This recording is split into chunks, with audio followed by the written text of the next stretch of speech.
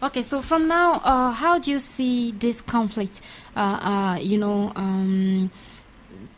escalating? No, actually, I shouldn't wish for an escalation. We already are having an escalation here. But how do you think this conflict being resolved?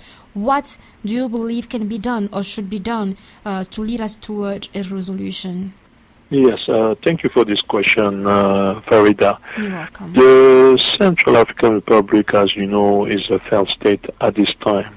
We have a transition system because of the fact that there is no security, the borders are not secure, because of the fact that there is no security of the people, because of the fact that the Seleka were majority Muslim, so it put the life, a threat on the life of Muslim, Gula and Runga, who was two tribes close to Jojoja, because of the fact that when Seleka came, they destroy all administration building, everything that represents the government, because of the fact that you have a lot of atrocity and a lot of people are suffering from mental illness, shock of, post-traumatic shock. Because of that, I believe that it will be better for a period of time to extend the transition between 3 to 5 years to have a new team.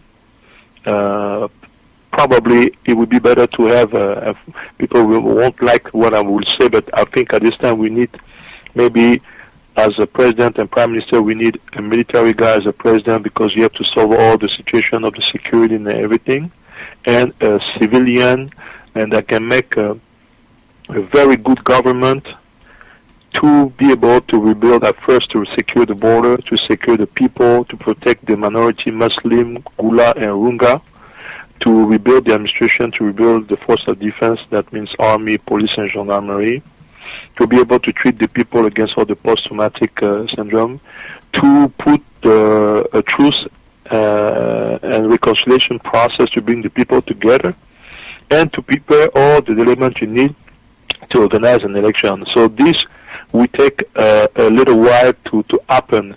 In case we're going too fast in the election, I am a bit scared that will cause, even if somebody win the election, I am a little bit scared that because of all these things won't be solved in a short period of time, because people were talking about election in 2014 and maybe 2015. I think it will be too early. That we have all the cause that will cause another maybe civil war, and this one will be really, really, really bad, even worse than what we're going through at this time. So I hope that the country that make decision from the UN, the US, the France, and even the CAR people, we have the maturity to see that danger, to avoid us to have our country completely destroyed. Okay. That's my point of view. Okay, thank you so much. But at this point, the French have been playing a role in, according to them, stabilizing the Central African Republic. We have the French sent over 1,600 militaries to control the situation. And according to former President Jotodia, who just resigned last week, he said that the French have been supporting the Christians against the Muslims. Do you think that if the French succeed at, changing the regime and putting someone who is favorable to them and who is kind of like a Christian and anti-Seleka, do you think that the conflict will come back because the Muslims will want a revenge and will try to have a revenge with the French? Do you see something like this happening? I mean, this is why I was talking about truth and reconciliation. This process takes a long time to bring the people together. I think when the French came and sent the Sangaris, that mission that was supposed to come and disarm all the fighters, they just miscalculate. They miscalculate, for example, the phenomenon of Baraka. Mm-hmm. And the way they processed was a little bit a mistake, because they were disarming, for example, Seleka members. But instead of taking them back to the casernes where you can put the troops, they were just disarming there on the street, and they leave. And some Balaka was right there at the corner with their machetes trying to kill them.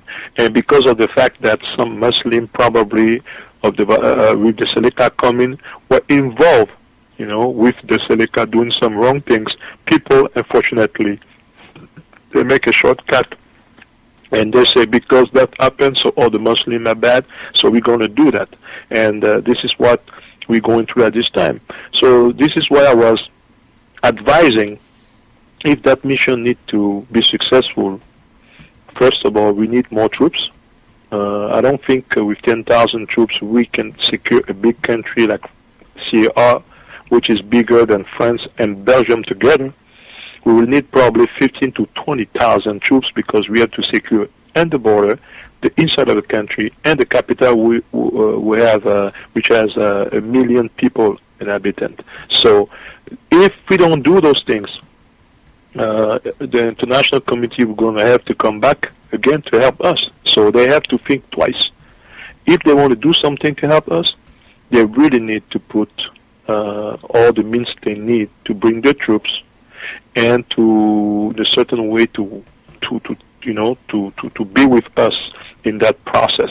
And the peaceful process between the people, we come together when we be able to secure the country, because if we are able to secure the border, to secure the people, what we just need to do is some mission to be able to disarm the people, to disarm the hurt and the thought of the people, because you can disarm people, but in their mind they still have that revenge feeling. But we can do a work to be able to bring that by using sport, to use music, and this is possible to be done. So I believe that if we do that, the Central African Republic will come back to peace, and this is a country with an enormous potential, diamond, gold, oil, but not only that, it's a very green country where you can grow any kind of crops. You take a mango, you eat, you just throw another mango tree, it's coming out the next day. That's the way it works. And you have tourism potentiality. I mean, a country with a lot of water. This is a beautiful country. It just needs a very serious leader with a good vision, and it will be done. D'accord. Thank you so much for answering that question. I have another question from you going on from here. You are a member of the Central African diaspora. What role do you think that the diaspora can play in resolving this conflict and in enhancing reconciliation between the people of the Central African Republic? I believe that first we need to make our voice heard at the White House, the Congress, the United Nations, all those big countries that have embassy here in the U.S., and they can make decision and vote at the United Nations. That's one of our first responsibility. We cannot just sit and just go and cry. I mean, cry or scream. We need to put together a good idea and show what can be done to be able to serve our country. This is the first things that we can do. We can help because of as you have said at the beginning, it was a security crisis that became a humanitarian crisis and a food crisis. So there are many, many, many things that we can do, going to the Red Cross in the U.S. to see all the kind of organization they have here. This country has something that is very good. They always help all the countries that have difficulty. It was done in Haiti years ago, and it can be done in CAR. So we need to rebuild the CAR people. They have been, I can say, for many years abandoned to themselves, and because of this conflict, completely destroyed, in their soul and their mind. So this is what the diaspora from the Central African Republic can do. They can influence decisions they can make, and also bring the support, material support, through the connection to be able to help the motherland. Okay, so thank you. Finally, I will ask you this question, which is a little bit personal. Are you Christian? Yes, I am. Okay. How do you feel as a Christian that the Christian community of the Central African Republic is being tagged as cannibals and killers?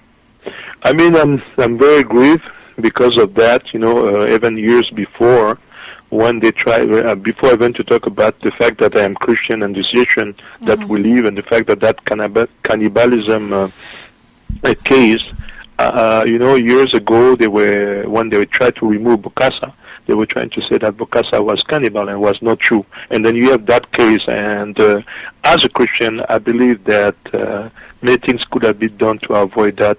Unfortunately, in that kind of situation, extremists from both sides taking us to that level.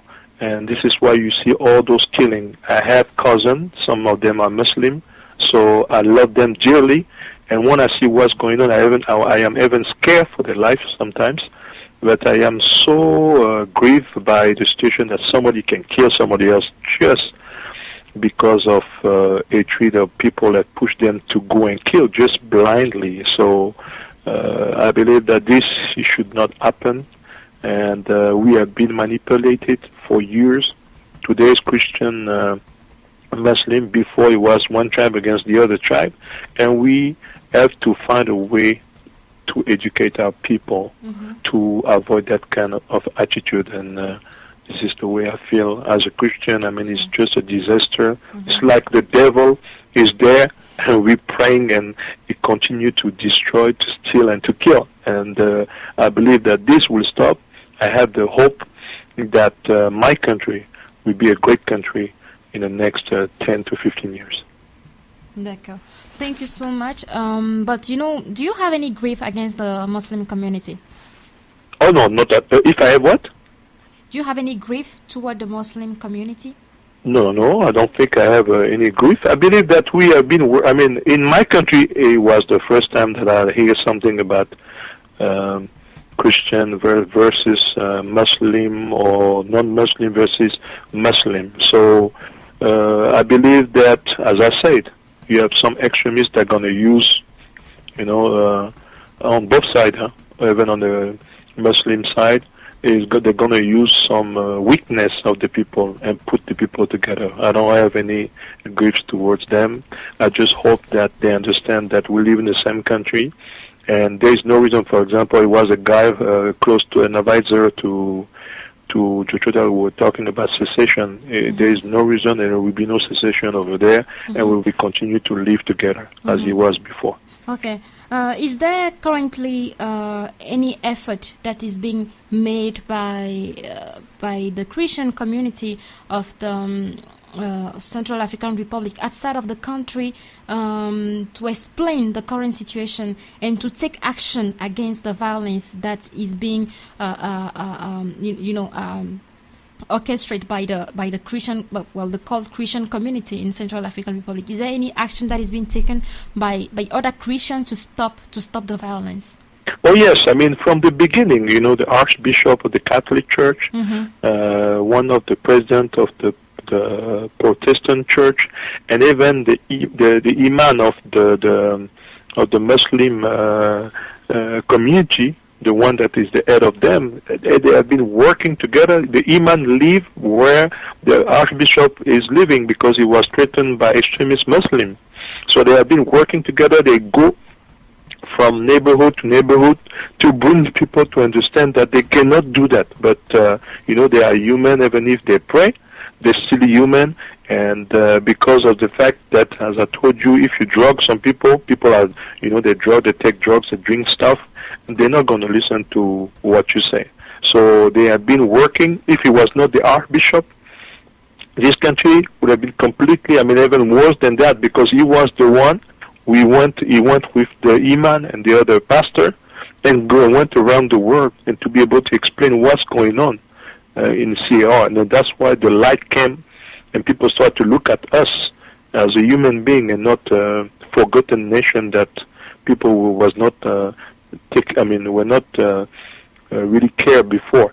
So I can say thank you to the church, thank you to the men of God, Muslim or those one who work together to bring the different community together. So they have been doing a tremendous job, on the humanitarian side, on the political side, and even to help the people to eat. And for example, for the security of the people, all the monasteries were the place where people were finding refuge, and then the troops the African troops that were there to help for the peace process were protecting the monasteries so that avoid some more killing. Yes. If it was not that, it would have been more killing from the Seleka troops and then maybe more killings from the Balaka. Okay. So we have been able to avoid this, and this is, I can say, the blessing from these two organizations. Okay.